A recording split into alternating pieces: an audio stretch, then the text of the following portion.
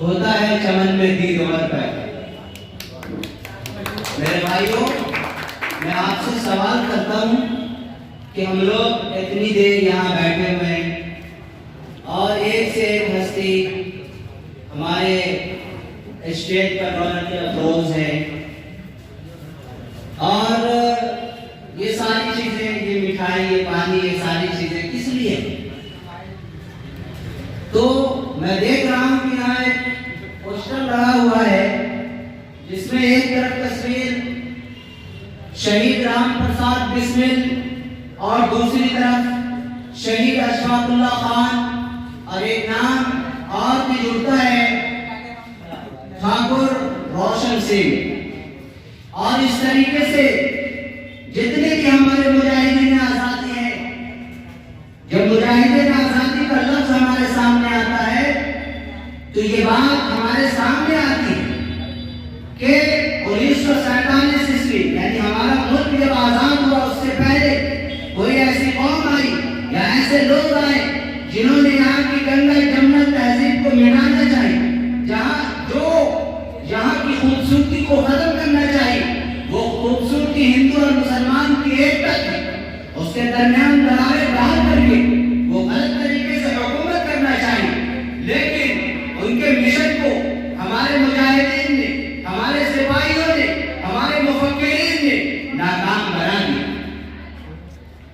यही वो राम प्रसाद बिस्मिल है जिन्होंने कौम से खिताब करते हुए कहा था कि सरफरोशी की तमन्ना अब हमारे दिल में, सरफरोशी की तमन्ना अब हमारे दिल में, देखना है जोर कितना बाज़ुए कातिल में।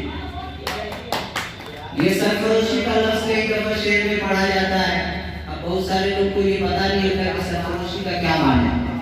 तो सरफरोशी के माने आते हैं जाबाज, हिम्मत वाला, जो मुल्क के लिए अपनी जान को निछावर करने वाला, उसी को सरफरोशी कहा जाता है। तो सरफरोशी की तमन्ना अब हमारे दिल में है। ये उनका नारा था कि इस मुल्क के लिए हम जिएंगे, इस मुल्क के लिए हम मरेंगे। मैं आपको ये आज के इस प्रोग्राम से पैगाम देना चाहता हूँ कि जो लोग भी आगे बढ़ते हैं और परेशानियों को अपने गले से लगाते हैं, जितना बड़ा उनका गोल होता है, कहते हैं कि big goal, big challenge, big laborious, जितना बड़ा गोल आपका होगा उतना ही आप आगे बढ़ेंगे। कितने ऐसे नौजवान जो इस दुनिया में आते और चले जाते हैं, क्यों नहीं उनका नाम इस पुस्तक पे जिस तरह इन दोनों शहीद का लिखा हुआ है उनका लिखा जाता है? क्या आपकी ये तमन्ना नहीं है कि मेरे मरने के बाद भी मेरा नाम ऐसे ही रोशन हो? तो आपको बेदार होना हो, आपको जागना होगा, आपको ऐसी तंजीम से जुड़ने होंगे जो ऐसे ऐसे प्रोग्राम कराते हैं, जो हमारे मुजाहिदीन आजादी की कुर्बानी को हमारे सामने आते हैं और वो कहते हैं कि ये शेर जो मैंने पढ़ा कि हजारों साल नरगिस अपनी बेदूरी पे रोती है, बड़ी मुश्किल से होता है चमन में दीद उमर पैदा। आज भी हर तरफ अंधेरा सा छाया हुआ मालूम होता है। हमारी आंखें उसी नरगिस के तरीके से हो चुकी है कि वो आंखें तो दिखती है मगर उसमें रोशनी नहीं होती है, वो अपनी बेदूरी पे रोती है। आज हमारी आंखें हैं लेकिन वो आंखें नहीं है जो शहीद अशफाकुल्लाह खान की थी, वो आंखें नहीं है जो राम प्रसाद बिस्मिल की थी। आज हमारे देखने का नजरिया, हमारी बसीरत, हमारी आंखें ऐसे ही मुजाहिदीन के तरीके से होनी चाहिए। आज कुछ लोग सिर्फ तनकीदी बात करते हैं, वो ये कहते हैं कि ये पार्टी ये कर रही है, वो पार्टी वो कर रही है, वो पार्टी वो कर रही है। मैं आपसे पूछना चाहता हूँ कि आप क्या करते हैं? जो काम करते हैं, जो काम करते हैं वो तनकीदों में नहीं पड़ा करते, वो अपना काम करके आगे बढ़ते हुए चले जाते हैं। कभी उन्हें दुनिया मुजाहिदीन आजादी। मेरे भाइयों, अगर आप इस रास्ते में आगे बढ़ेंगे तो आपको लोग गाली देंगे, आपको लोग बुरा भला कहेंगे, लेकिन मेरा ये कहना है कि सफर में मुश्किलें आए तो जुर्रत और बढ़ती है, सफर में मुश्किलें आए तो जुर्रत और बढ़ती है, जब कोई रास्ता रोके तो हिम्मत और बढ़ती है। और मेरी नाकामियों पर जब कोई तनकीद करता है वो दुश्मन क्यों ना हो, मोहब्बत और बढ़ती है।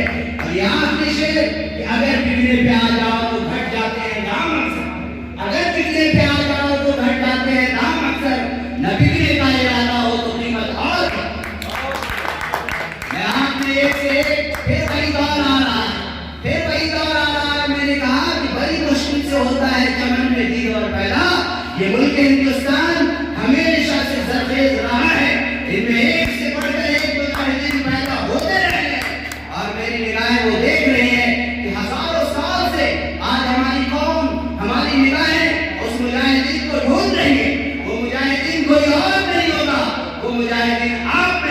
होंगे वो मुजाहिदीन। आज हम सिर्फ प्रोग्राम कर लेते हैं, यौम शहादत मना लेते, जाकर के सो जाते। अभी एक भाई हमारे सामने बैठे हुए हैं, बड़ी कीमती बात उन्होंने की, वलवला अंगेज खिताब किया, और जब हमारे मौलाना असलम साहब जब मैच में आते हैं तो मेरी भी धड़कन जो है हिलने लगती है, और मैं सोचता हूँ कि मुझे ऐसा अपना इंसान क्या बोले। तो ये वो लोग हैं, इन्होंने ये कहा कि हम सबको हिम्मत के साथ आगे बढ़नी है, हम सबको अपने मुजाहिदीन की कुर्बानी को याद रखनी है, और ये जो वक्त है सिर्फ ये प्रोग्राम करा करके बैठ नहीं जानी है, बल्कि ये राम प्रसाद बिस्मिल कौन थे, ये जिस चीज को अपने जिम्मे जो काम को ले लेते थे तो वो ये कहते थे कि ये काम मेरे जिम्मे आया है, मैं इस काम से पीछे हटने वाला नहीं। ये अंग्रेजों से घबराए नहीं। इन्होंने कौन सी तदबीर इख्तियार की? अभी कहने वाले ने बताया होगा कि काकुली जो डकैती हुई थी, जो अंग्रेजों के खजाने लूटे गए थे, वो किस लिए? वो इसलिए कि उनके मिशन को नाकाम बनाना था। मेरे दोस्तों, मैं ये नहीं कहता कि आपको क्या करनी है, बल्कि आपको ये देखनी है आज क्या हो रहा है। क्या फिर से काले बादल हमारे मुल्क पे नहीं है?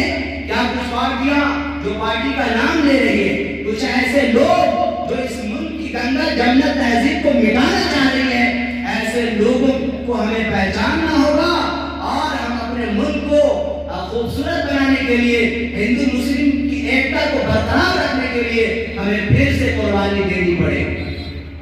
और जब आप कुर्बानी देंगे तो आपके हौसले कमजोर होंगे, आपको गोलियों से डराया जाएगा, आपको धमकाया जाएगा कि आपको फांसी दे दी जाएगी।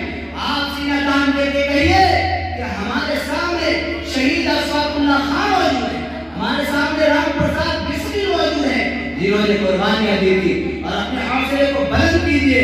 कहते हैं कि हौसलों को अपने तौल कर देखो, हौसलों को अपने तौल कर देखो, परों को अपने खोल करके देखो, आसमां भी आ जाएगा मुट्ठी में, आजा मुट्ठी में बोल करके देखो। याद रखिए, आपका जो वक्त है वो चल रहा है घड़ी के माने। जितना दिन आपकी जिंदगी है उतने ही दिन आप जिएंगे।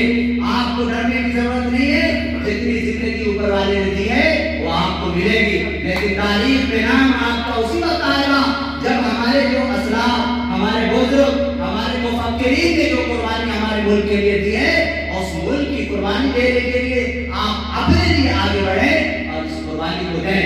याद रखिए, मैं अभी ये इशारा किया था कि वक्त आपका हो गया, और जाहिर सी बात है और भी हज़रात हैं जो बोलेंगे। मेरी भी कोशिश यही थी कि बस 5-6 मिनट में मैं अपनी बात को खत्म कर दूं। तो मैं आपको ये बताना चाहता हूं कि जिस तरह अंग्रेज ने हमारे मुल्क को तोड़ने की कोशिश की, तो हमारे मुफक्किरीन ने शहादत दी, और इसका नतीजा ये हुआ कि एक से बढ़कर एक से बड़ा सालार मैदान में कूद पड़े, बड़े बड़े जाबाज खिलाड़ी मैदान में आ गए, और उन्होंने, हमारे बुजुर्गों ने ये कहा कि ऐ लोगों, ऐ आने वाले आदमियों, मैं अपनी कुर्बानी पेश कर रहा हूँ, और ये कह रहा हूँ कि जो तुम्हारे मुल्क को तोड़ना चाहे उनकी आंखें निकाल दो, जो तुम्हारे गंगा जमुना तहजीब को मिटाना चाहे उनके मिशन को नाकाम बना दो। उन्होंने यही कहा कि इज्जत से जिए तो जी ले,